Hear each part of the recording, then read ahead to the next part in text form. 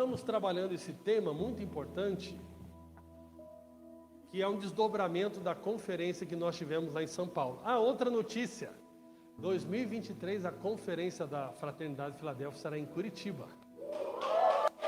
Amém? Pode aplaudir, vamos aí, isso, boa. Amém? Então já foi acertado, então nós já vamos procurar um espaço, tudo bem bacana para a gente fazer essa conferência em Curitiba, né? Fica mais perto para você ir do que Alphaville, então acho que você vai ter mais uma oportunidade de ir nessa conferência e vai ser uma benção, tá bom? Então teve um desdobramento dessa conferência e nós queremos que todo mundo esteja na mesma página, todo mundo entenda o que Deus está falando conosco como igreja nesses dias. Pai, fala aos nossos corações de forma profunda, Pai. Dai-nos espírito de sabedoria, de revelação, em nome de Jesus. Amém. Que horas são aí, horário de Brasília? 18h58. Então, como já falei bastante, eu vou cortar bastante do começo da mensagem para ir no ponto mais principal, porque nós temos que praticar. Então, eu preciso ministrar em 30 minutos, para que nós possamos praticar no final, como fizemos semana passada. Amém?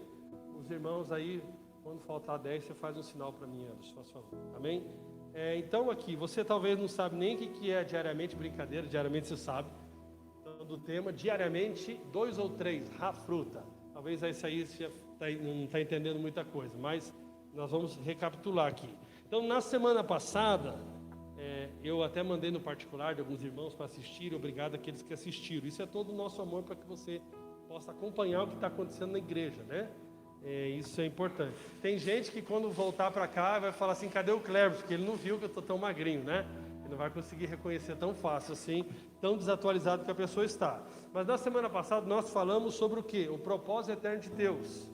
E falamos que o desdobramento para que nós possamos praticar o propósito eterno de Deus, Deus tem nos dado algo chamado fruta. E vamos lá. O que é o propósito eterno de Deus, irmãos? Então nós demos algumas argumentações aqui para chegar nisso que eu vou falar para você de maneira mais objetiva hoje, né? Para ser propósito eterno de Deus tem que ser algo que já existia antes de tudo, tem que ser algo que continua existindo hoje e tem que ser algo que vai continuar existindo por toda a eternidade, porque Deus não muda seu propósito eterno. Então a salvação, por exemplo, é uma correção de rota. Deus teve que corrigir a rota quando o homem caiu no pecado. Não que Deus não sabia que o homem ia cair no pecado, mas Deus teve que corrigir isso. Esse não é o propósito eterno de Deus. Então, irmãos, o que é o propósito eterno de Deus, né? Nós precisamos entender, irmãos, que quando existia somente Deus, né? E nós temos que entender que Deus, Ele é um, mas que se manifesta em três. Isso chama-se doutrina, né? No estudo da teologia, isso fala sobre o Deus que é triuno. Ele é um que se manifesta em três, ou chama-se de trindade. Amém? Nós cremos que o nosso Deus é o único Deus, mas que se manifesta em três pessoas: Deus Pai, Deus Filho e Deus Espírito Santo. Amém? Esse Deus triuno, amém? Que quando nada existia, quando o planeta Terra não existia, amém? Quando não existia o Twitter, quando existia o Facebook, quando não existia nada disso, Deus já existia, porque Deus é. Deus não foi criado. E é interessante no livro de Gênesis, né? Muitas pessoas querem que começar um relacionamento com Deus partindo do ponto de que Deus tem que provar a sua existência. Como se Deus fosse uma criatura. Mas quando a Bíblia começa, não começa Deus tentando explicar como que Deus existe. Porque quem existe é uma criatura, Deus é.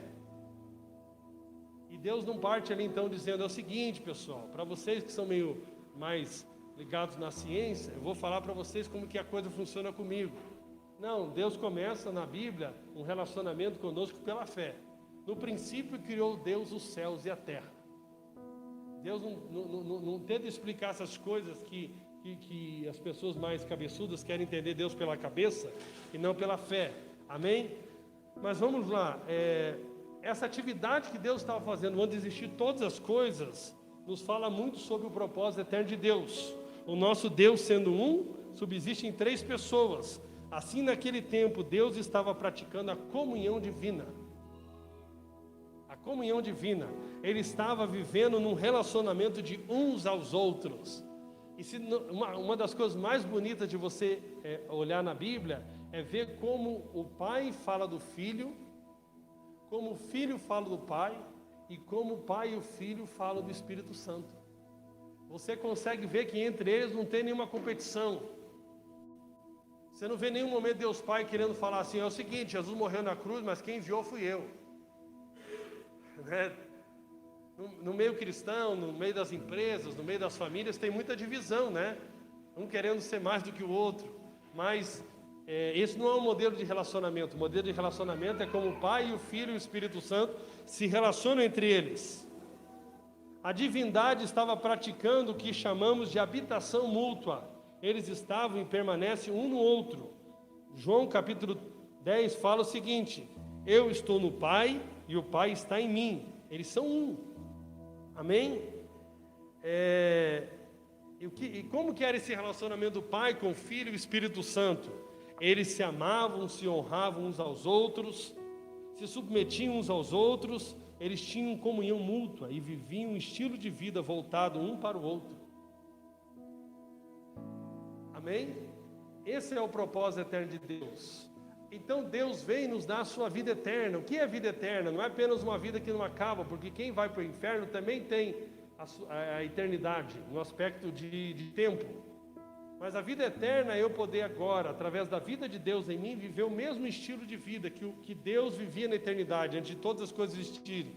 O estilo de vida de uns aos outros. E que nós podíamos falar o estilo de vida de amor, o verdadeiro amor. E não é esse amor que todo mundo fica falando todo dia na internet, que eu agora estou me amando, eu sou a pessoa. A pessoa, você sabe que o número 666, que é o número da besta, é o homem, o número 6 é o número do homem. É o homem se colocando como se fosse Deus. Observe que essa forma exagerada, não que nós temos que nos odiar, mas esse exagero, né, que as pessoas têm hoje colocado nesse amor próprio, quase fazendo uma estátua de si, parando ali para se referenciar. Nossa, como eu sou maravilhoso, nossa, como eu sou cheiroso, nossa, como o mundo não poderia existir sem mim. Sem mim nada podeis fazer, eu sou o cara, eu sou tudo. Ou seja, é quase uma idolatria de si mesmo, é o homem na posição de besta, querendo se colocar na posição de Deus. Mas, e quebrando essa questão, eu não quero ter filho porque eu não quero me incomodar, eu não quero relacionar com ninguém porque eu não quero me incomodar, eu quero viver só para mim mesmo. Mas eles não entendem que quanto mais você tenta ganhar a sua vida, mais você perde. Quanto mais você perde, mais você ganha. Isso é algo muito poderoso. Eu estava falando com a Celinha e com o Gabriel sobre a adoção do Miguel, né? Na verdade, o Miguel, que é essa criança de 1 ano e meio que eles estão adotando, ele precisa de pais, mas os maiores beneficiados depois serão quem adotou eles. Porque é uma coisa muito poderosa que acontece, na verdade, nesse fluxo de graça que gera graça. Ele está precisando de graça, sim, mas por eles oferecerem essa graça, eles vão receber muito mais graça do que a própria criança. Isso é uma coisa muito linda, porque isso fala do tipo de relacionamento de Deus, amém? Esse tipo de relacionamento que é o propósito eterno de Deus. Deus deseja que todos nós possamos viver esse estilo de vida de uns aos outros, de doação, de entrega, de cumplicidade, de amor com as pessoas. Mas tudo isso começa primeiro na nossa casa, deve começar na nossa casa, e depois na igreja, nesse relacionamento com os meus irmãos da fé, com a minha família da fé, amém? Isso é muito importante, e eu vou deixar por aqui esse início do propósito eterno então, amém? Então o propósito eterno de Deus é que nós possamos viver o mesmo estilo de vida de Deus Pai, Deus Filho, Deus Espírito Santo, vivendo em amor uns para com os outros, amém? Glória a Deus. Agora, então podemos resumir Pode colocar essa parte aqui para mim. Pode colocar essa parte antes. Está lá na frente. Então, está até escrito errado. Então, podemos resumo. Então, podemos resumir. Aqui que eu quero que você grave bem. Nós podemos resumir que o propósito eterno é que vivamos em comunidade de minimamente 2 ou 3. Comunidade. Vida em comum. De 2 ou 3. Assim como Pai, Filho e Espírito Santo vivem. E façamos isso diariamente como estilo de vida, não uma vez por semana. O Pai, o Filho e o Espírito Santo não se amavam uma vez por semana, não se honravam uma vez por semana, não cuidavam um do outro uma vez por semana, mas era um estilo de vida. E uma coisa muito ruim que aconteceu com a igreja é que a igreja virou um programa para muitos. A igreja para muitos virou entretenimento, virou pouca família e muito entretenimento. Onde eu vou então me entreter numa reunião de domingo, onde tem uma boa iluminação, onde tem uma boa cadeira, onde tem um bom palestrante, onde tem ali uma boa estrutura para que eu possa me entreter. Mas, na verdade, as pessoas que estão ali pouco me importam. Na verdade, eu me relaciono com um monte de nuca, ouço uma boa palavra, até coloco alguma coisa no Face, nossa, que foi top. E volto para a minha semana e viver a minha vida. Isso não tem nada a ver com o Evangelho, isso não tem nada a ver com Jesus, isso não tem nada a ver com o plano de Deus para a igreja. E é por isso que Deus hoje Ele está abalando as estruturas. É até de dependência de alguns líderes que se colocam como super líderes e que acabam não ensinando o povo que é ser igreja. E acabam prendendo as pessoas nesse tipo de relacionamento, onde eles vão lá, acham que apenas um ou outro são homens de Deus, e acabam ignorando os demais membros do corpo de Cristo. Então, irmãos, Deus deseja que nós possamos viver nesse vínculo profundo, com 2 ou 3 diariamente, vivendo em comunidade, assim como o Pai, o Filho e o Espírito Santo, e façamos desse estilo de vida algo diário, amém? Vamos lá, esses 2 ou 3 é o que chamamos de rafruta. Amém? Para você entender. O que é rafruta? É uma palavra hebraica que significa um relacionamento de amizade, de discipulado. Entre 2 ou 3 pessoas que se juntam para crescer através da ajuda mútua, sem que nenhum se coloque como superior ou rabino neste relacionamento. Porque na tradição judaica tinha os rabinos. Mas esse tipo de ensino o rafruta, são 2 ou 3 pessoas que se juntam para crescer juntas. Amém? Para se ajudarem, para compartilharem, para se estimularem. Amém? Isso é algo muito poderoso. Esse é um conceito praticado desde a antiguidade e utilizado por Jesus, pois retrata seu propósito eterno. Se nós olharmos, irmãos, Jesus pegou muito do que era a tradição da época, palavras comuns para aquele povo, e usou essas palavras para traduzir o que ele queria para a sua igreja, porque já era fácil o entendimento daquele povo em relação àquilo que ele estava ensinando, amém? Para nós hoje algumas palavras como eclésia, rafruta, são palavras muito estranhas para a nossa cultura, mas não é estranha para a cultura bíblica. Eles entendiam muito bem esse estilo de vida, o que era praticar uma rafruta, onde eu entendo que tenho limitações, mas também entendo que tenho possibilidades, que tenho dons, que tenho talento, que me junto com 2 ou 3 pessoas que também têm limitações, mas têm talento e possibilidades e têm dons, e nós juntas vamos construir algo em Deus. Amém? De maneira prática. E eu creio que o que Deus tem nos ensinado agora pode trazer isso muito para a prática. E também, irmãos, com o advento agora do avanço tecnológico, que atrapalha muito até a comunhão da família muitas vezes, mas também que pode ser uma ferramenta muito poderosa para aquilo que Deus está fazendo. E Deus usa todos os meios, para possibilitar essas coisas. Então vamos ver melhor essa questão de 2 ou 3 e do diariamente na Bíblia. Eu quero reforçar aqui 2 coisas para você aqui nessa noite. Eu quero reforçar a importância dessa vida em comunidade a partir de 2 ou 3 pessoas. E eu quero reforçar como a questão que isso precisa ser constante, de preferência diário. E vamos ver isso na Bíblia. A questão do diariamente.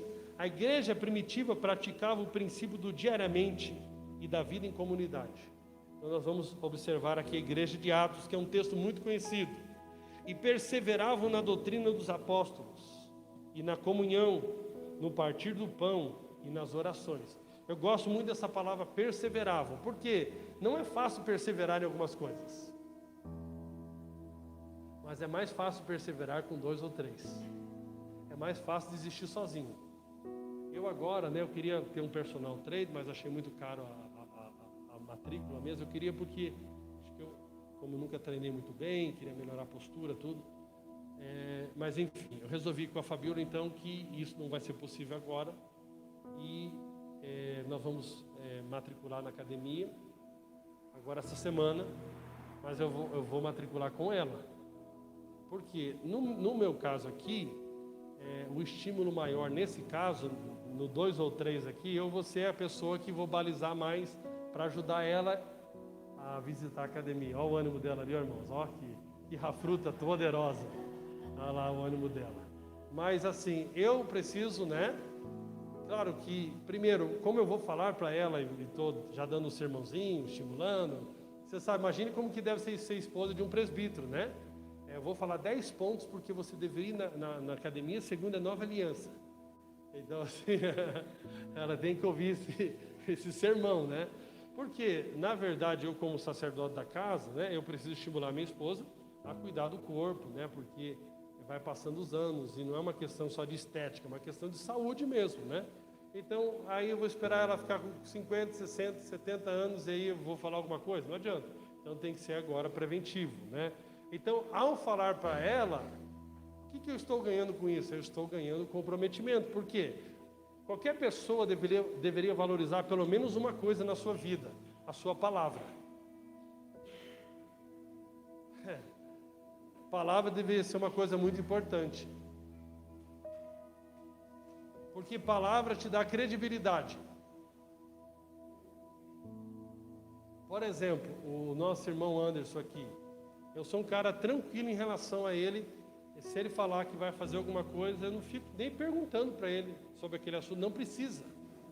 Agora, evidentemente, talvez uma pessoa nova no relacionamento, que nós estamos começando a relacionar agora, você recebeu alguma função, eu vou começar a perguntar ainda, porque nós temos que construir confiança. Mas, se eu passar alguma tarefa para ele, eu já estou tranquilo, porque eu sei que a coisa vai acontecer. Vou dar outro exemplo aqui bom, Vou falar de coisa boa.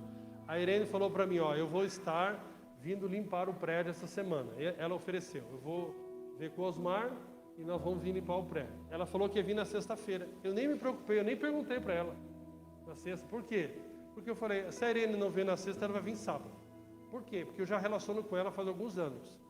E eu sei que ela é uma mulher de palavra. Ela poderia também me procurar e dizer que não deu certo essa semana por alguma coisa que seria sério. Então isso é muito importante. Então, no ponto de vista do meu relacionamento com a minha esposa, eu fui construindo confiança com ela. Principalmente eu sendo o marido dela, ela precisa confiar na minha palavra. Então, à medida que eu vou falar com ela ali da importância da academia, daqui a pouco eu matriculo e eu mesmo não vou, vai ficar ruim para mim. Então, o meu estímulo vai ser o quê? Porque eu estou incentivando ela. Eu automaticamente estou me incentivando porque eu estou empenhando a minha palavra. E ela está indo comigo por muito amor e muita alegria. Amém? Tem coisas no casal que é assim, nós vamos. Amém. Isso aqui é preciso. Às vezes tem que falar para o filho, vai comer assim. Não tem como. Claro que a mulher não é filho, tá? Não esqueça disso, não dá problema. Você tratar a mulher como filho, você vai apanhar como se ela fosse tua mãe também. Não tem que tratar a mulher como filho, senão vai dar errado. Mas enfim, você vê como esses relacionamentos são bons, Eles te ajudam. Então, eles perseveravam no partir do pão e nas orações. Em cada alma havia temor, e muitos prodígios e sinais eram feitos por intermédio dos apóstolos. Todos os que creram estavam juntos. Estavam juntos é porque estavam juntos mesmo, irmão. Não é aquele negócio de brasileiro, estamos juntos. E tinham tudo em comum. Vendiam suas propriedades e bens, distribuindo o produto entre todos. à medida que alguém tinha necessidade, diariamente perseveravam unânimes no templo. Templo aqui, no contexto histórico, era um lugar que era um ponto central de encontro. Era um lugar comum para eles. Não significa ainda que eles estavam associados ao judaísmo, pelo contrário, estavam sendo perseguidos pelo judaísmo, mas era um ponto de como vamos se encontrar onde? Lá na Igreja Católica da Tiradentes. Todo mundo sabe onde é o negócio lá. Amém? Então, diariamente, diga diariamente. Então, irmãos, essa história de se encontrar aos domingos, e às vezes nós vamos perdendo tanto o costume de congregar que não conseguimos nem se encontrar aos domingos, até porque nós vivemos numa sociedade muito materialista, e não necessariamente que você seja um materialista, mas você trabalha em empresas, e eles querem exigir o máximo cada dia mais, porque eles querem ter o máximo de lucro ou sobrevivência, porque nem todos estão tendo lucro, mas sobrevivência. Mas o que nós encontramos aqui é um princípio muito importante, e que nós devemos não nos amoldar a este mundo. Este mundo foi se adaptando e foi colocando de escanteio que aquilo que era mais importante para Deus, que era esse estilo de vida de uns aos outros, e foi colocando numa caixinha o congregar até o ponto que chegou no domingo, até o ponto que chega em lugar nenhum. Então nós precisamos resgatar o princípio do diariamente. Vamos avançando aqui. Paulo, aqui nós vamos ver alguma coisa aqui, Paulo praticando o princípio do diariamente. Em Atos capítulo 19, eu não vou poder ler detalhadamente, eu queria dar uma dica para você ler todo o capítulo 19 de Atos, por exemplo, e essas referências. Nós podemos jogar essa apresentação lá no grupo depois. Mas o texto diz o seguinte: durante 3 anos, Paulo frequentou a sinagoga, que era um lugar em comum deles ali. Comum ali entre eles. Onde falava ousadamente, dissertando e persuadindo com respeito ao reino de Deus. Então Paulo frequentou a sinagoga. Visto que alguns deles se mostravam empedernidos e descrentes, falando mal do caminho era como eles eram reconhecidos naquela época. Os cristãos eram reconhecidos como aqueles do caminho. Diante da multidão, Paulo, apartando-se deles, separou os seus discípulos, passando a discorrer diariamente na escola de Tirano. Paulo saiu lá então da sinagoga e foi para outro lugar comum lá naquela época, que era a escola de Tirano. E como que era o ensino de Paulo? Paulo ensinava aqui essas pessoas diariamente. Diariamente. Não era uma coisa esporádica, não era uma vez por semana, mas era diariamente. Então nós estamos encontrando aqui o princípio do diariamente. Paulo não apenas praticava o princípio do diariamente, como também do 2 ou 3. Irmãos, leia o livro de Atos nessa perspectiva e veja se você encontra alguns dos apóstolos, qualquer um deles fazendo as coisas de forma isolada. Você sempre vai encontrar esse princípio do 2 ou 3. Se você voltar para os evangelhos, como nós falamos na semana passada, nós encontramos Jesus falando: onde tiver 2 ou 3 reunidos em meu nome, ali eu estou. Nós encontramos Jesus ali quando ele fala dos seus 12 discípulos, ele fala mostrando que eles estavam também, apesar de serem 12, eles tinham um relacionamento de 2 em 2, de 2 em 2. Eram 12, mas também eram 2, de 2 em 2. Nós encontramos Jesus quando envia os discípulos, os 70, ele separando os 70 de 2 em 2. Então você não vê cristão nenhum vivendo a sua vida cristã isoladamente. Você não vê cristão nenhum vivendo a sua vida cristã esporadicamente, mas você vê pessoas radicalmente vivendo diariamente o estilo de vida de 2 ou 3. E também em grandes ajuntamentos. Isso é uma coisa muito poderosa. Nós não seríamos antibíblicos se fizéssemos reuniões todos os dias. Nós seríamos muito bíblicos. Mas não as reuniões como nós vemos muitas vezes por aí. E nem esse estilo de reunião só aqui. mas é mutualidade para ser praticada. Amém? E o que nós encontramos? Se você continuar lendo o texto de Atos no capítulo 19, você vai ver que tem um monte de confusão ali. Na verdade, onde Paulo chegava, dava confusão. Porque, irmãos, ele persuadia realmente as pessoas acerca de Jesus. E Paulo era tão contundente no ensino que levava as pessoas a tomar uma decisão. E aqui nós encontramos, aqui no versículo de número 29, nós encontramos algo interessante. Nós falamos muito de Paulo, mas Paulo nunca trabalhou sozinho. Foi a cidade tomada de confusão. Tem confusão que é boa, irmãos. Tem vezes que você vai converter, a tua conversão vai produzir confusão. Porque a tua família não vai aceitar a sua fé. O Evangelho, por isso Jesus falou, eu não vim trazer só paz, não, eu vim trazer espada. E os seus inimigos serão da sua própria casa. Porque muitos da sua própria família não vão aceitar o seu estilo de vida consagrado a Deus. E foi a cidade tomada de confusão, e todos arremeteram para o teatro, arrebatando os macedônios, Gaio e Aristarco, companheiros de Paulo. Olha que interessante aqui. Aqui a Bíblia está dando dois nomes de duas pessoas que eram companheiros de Paulo. Então Paulo, dentro desse contexto que ele estava ali trazendo a palavra nessa igreja, nessa cidade, Paulo não estava fazendo isso sozinho. Paulo estava aqui com boas companhias. Agora, quando nós vamos avançando nos textos bíblicos, ou voltando a alguns textos em Atos, nós encontramos no capítulo 16, nós encontramos Paulo fazendo dupla aqui com outra pessoa nesse momento. Porque Paulo ia estabelecendo igrejas, discipulando as pessoas, praticando 2 ou 3, treinando aquelas pessoas, e depois deixava aquelas pessoas lá. E ele ia correndo, porque o ministério dele era apostólico, ele era um enviado de Deus, para estabelecer os fundamentos da igreja. Aí nós podemos pegar aqui o texto de Atos 16, depois você pode ler em casa também.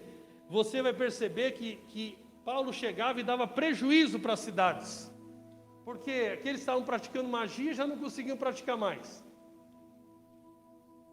O templo, a deusa Diana, estava quebrando, porque quando alguém chega com o evangelho, ele chega com transformação. O verdadeiro evangelho chega com transformação. Se a pessoa vivia na idolatria, ela para de viver na idolatria. Se ela vivia com negócios ilícitos, as coisas começam a mudar, porque o evangelho traz uma profunda mudança. E aqui nós temos outro cenário aqui, irmãos. Nós temos outra dupla com Paulo. Vendo seus senhores que se lhes desfizeram a esperança do lucro. Eu fico imaginando Paulo chegando aqui na cidade de Curitiba, e ele começando a pregar a verdade na frente do prédio da Universal. E o Edir Macedo muito furioso com ele. Porque, irmãos, unidade da igreja não significa unidade com picaretas.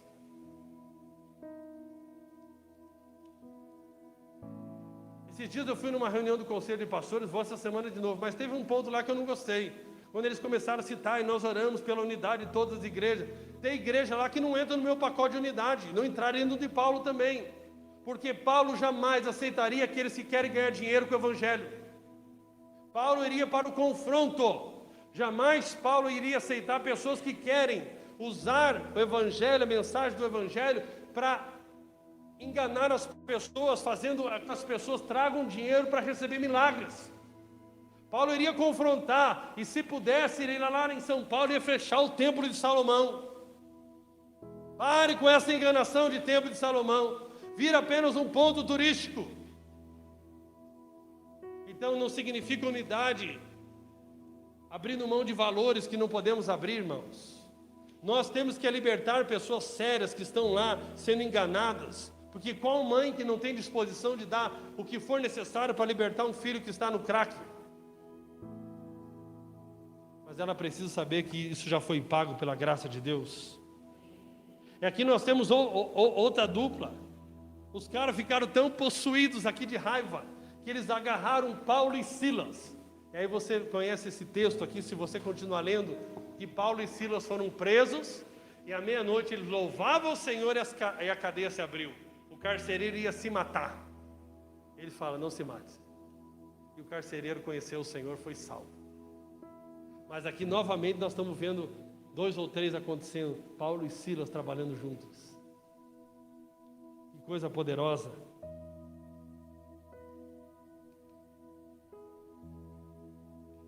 Agora, quando nós vamos aqui para o livro de Atos, voltamos um capítulo, nós encontramos de novo nosso irmão Paulo, em Atos 15. E nós encontramos aqui o que? Nós temos aqui ele trabalhando com outra dupla, Paulo e Barnabé agora. Trabalhando juntos. Inclusive eles tiveram aqui uma discordância. Tiveram uma discordância. Por causa de João Marcos. Você pode ler no texto. Mas novamente, Paulo não estava trabalhando sozinho. Paulo estava vivendo 2 ou 3 em tudo que ele fazia. Quando nós olhamos para a Bíblia, nós olhamos sobre a liderança da igreja, como que ela deve ser. Não pode ser um homem isolado liderando a igreja. Nós encontramos aqui no texto de Tito, capítulo 1, versículo 4 e 5. A Tito, verdadeiro filho, segundo a fé comum, graça e paz da parte de Deus, Pai e de Cristo Jesus, nosso Salvador. Por esta causa te deixei em Creta, para que pusesses em ordem as coisas restantes. Pusesses em ordem. Irmãos, a igreja é um lugar de ordem, o evangelho é um lugar de ordem. Amém? Então, Paulo enviou ali seu filho amado para colocar as coisas em ordem. E aqui o texto bíblico diz: bem como em cada cidade constituísses presbíteros, conforme te escrevi. Diga presbíteros no plural. Amém? Então a nossa comunidade aqui tem 2 presbíteros no momento. Eu e o nosso irmão Anderson. Amém? Tem 2 presbíteros. Glória a Deus por isso. Agora eu quero que você grave essa parte que eu escrevi aqui. Em nossa comunidade não queremos, em uma posição de liderança, ter apenas um.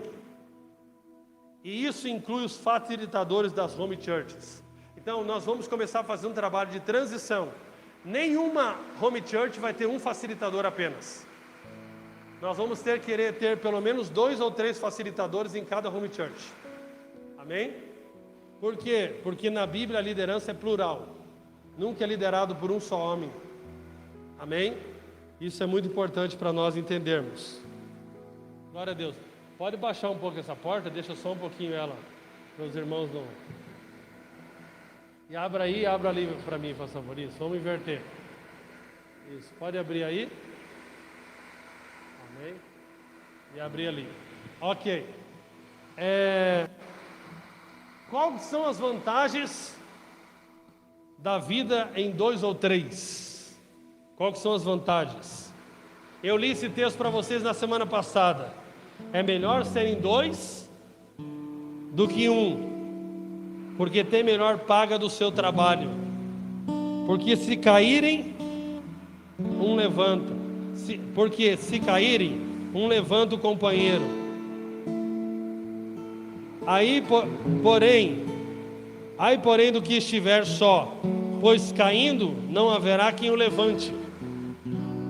Mas um só, como se esquentará, em outras versões, mas também se 2 dormirem juntos, eles se esquentarão, mas um só, como se esquentará? Versículo 12: se alguém quiser prevalecer contra um, os 2 lhe resistirão. O cordão de 3 dobras não se arrebenta com facilidade. Irmãos, ser 2 ou 3 é sempre melhor do que ser 1. E o texto aqui nos ensina algumas coisas. O ganho tem mais significado. Meu irmão, quando você tem um êxito na vida, um sucesso, mas você está sozinho, que graça que tem. Vamos imaginar que o teu sonho era se formar na faculdade, mas você não tem ninguém para comemorar com você a tua formatura. Você não tem ninguém para convidar lá para a tua formatura. Quantas pessoas orgulhosas hoje dizendo, eu não preciso de ninguém. A vida perde a graça quando nós caminhamos sozinhos. Perde muito a graça. Ganhar sem ter alguém para repartir é inútil. Ganhar e não dar para ninguém é egoísmo. Ganhar e compartilhar com alguém é gratificante. É por isso que pais e mães se sentem tão gratificantes de poder compartilhar, de poder dar, de poder se doar. Então ter as coisas, ganhar as coisas, mas não ter com quem compartilhar, isso é muito ruim. Então é muito mais gratificante na vida quando você aprendeu algo com Jesus, você vai ensinar para alguém. Para quem você tem ensinado? Com quem você tem compartilhado os teus ganhos? Com quem você tem compartilhado sua vida? O texto também nos ensina que o fracasso nunca é total. Quando nós temos 2 ou 3 vínculos de aliança, quando nós vivemos a vida uns aos outros, o fracasso nunca é total. Sabe por quê, meu irmão e minha irmã? Você sempre tem alguém para te levantar. Você pode estar lá fraco, você pode estar lá desanimado, você pode estar lá no dia quando você tem uma igreja, quando você tem irmãos, quando você tem vínculos. É tão bom. Tenha certeza que o fracasso será momentâneo, mas não será definitivo. Quando você, de fato, se abre para relacionar com pessoas de forma muito intencional e profunda. Amém? Glória a Deus. O frio não os vence. Aqui, né, o texto, na versão que eu estou lendo, fala de dormir juntos. E quando nós dormimos juntos, nós nos esquentamos. Mas tem outras versões que falam de vencer o frio juntos. E essa é a grande realidade. E a Bíblia aqui está tratando isso de forma prática e literal, mas também isso aqui é uma analogia. A vida é cheia de momentos de dificuldades, de frieza, né? Tem muitas vezes a frieza do descaso, a frieza da solidão, a frieza da indiferença. Mas creia em algo que eu vou te falar aqui nessa noite em nome de Jesus. Todo esse processo de frieza na vida, nós podemos vencer então essas friagens da vida por relacionamentos profundos que Deus nos dá. Amém? Tenha certeza, meu irmão, que quando você abre um relacionamento diário com irmãos, você pode acordar de manhã com aquela frieza, com aquela tristeza, com aquele dia mau. Certamente isso não vai permanecer. Porque aqueles relacionamentos que Deus está te dando e que você está valorizando, eles vão servir para te esquentar no dia mau, para te esquentar no dia da frieza, para te esquentar no dia da luta. Sabe, irmãos, é tão bom ter relacionamentos profundos, né? Eu estou lembrando agora quando o Wesley faleceu ali, né? E que a Geisa e o Edson foram ali apoiar a família, que eles construíram um relacionamento interlaçado entre elas.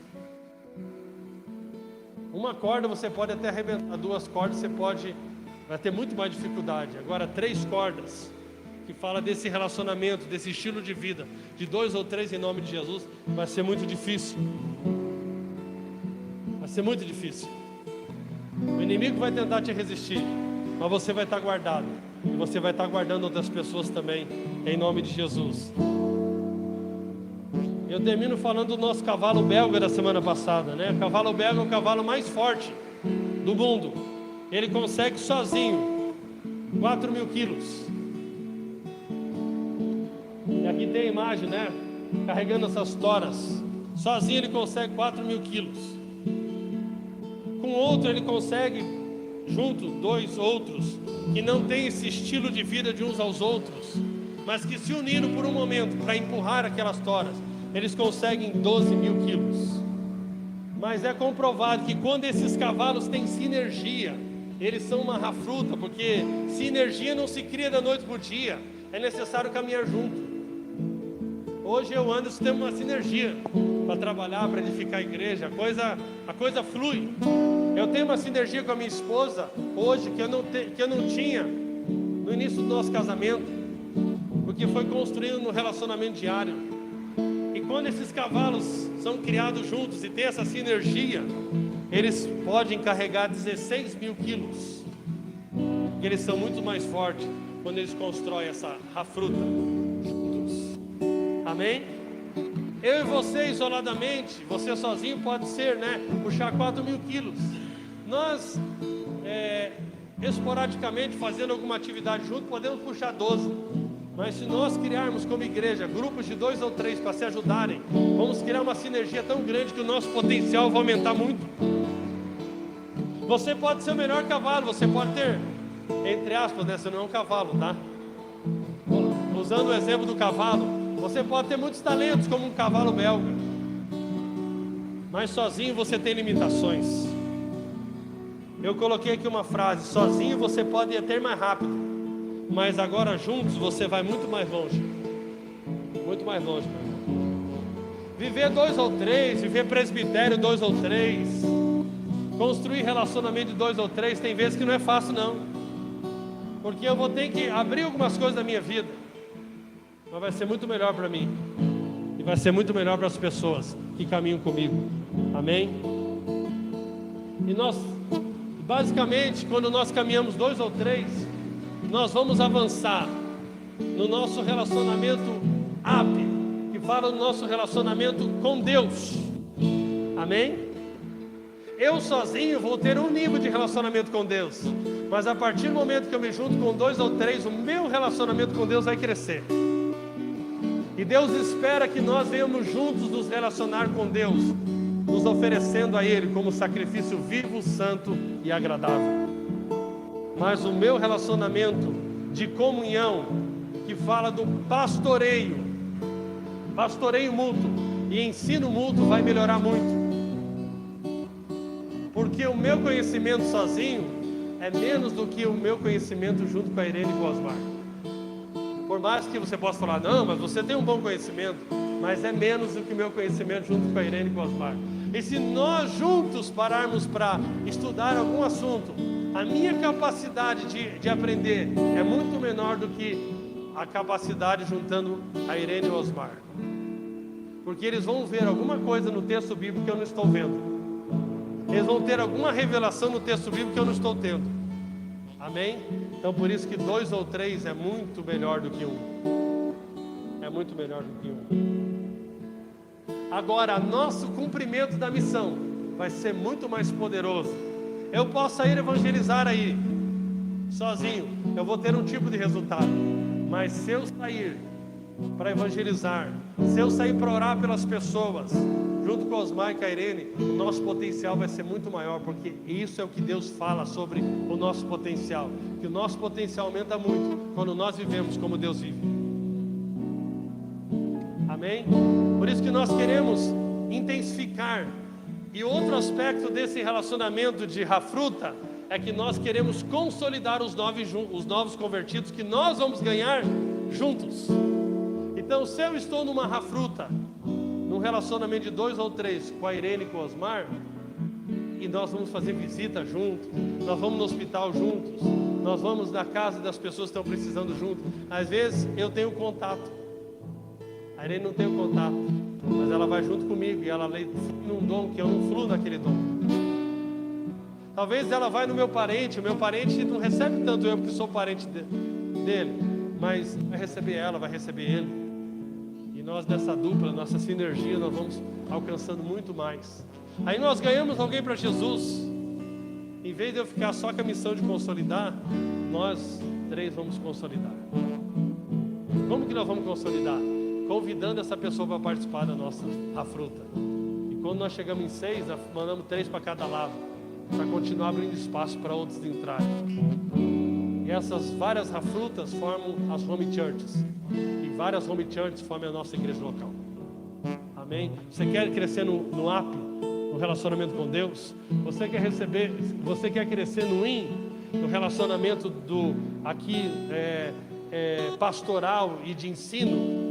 Você quer crescer no evangelismo, no relacionamento para fora? Se junte com 2 ou 3. Não comece a fazer isso ainda. Nós vamos te ajudar a fazer isso. Vamos com calma. Amém? Vamos com calmas. Nós vamos intensificar essa prática depois do retiro. Amém? E nós vamos fazer isso diariamente através do Zoom.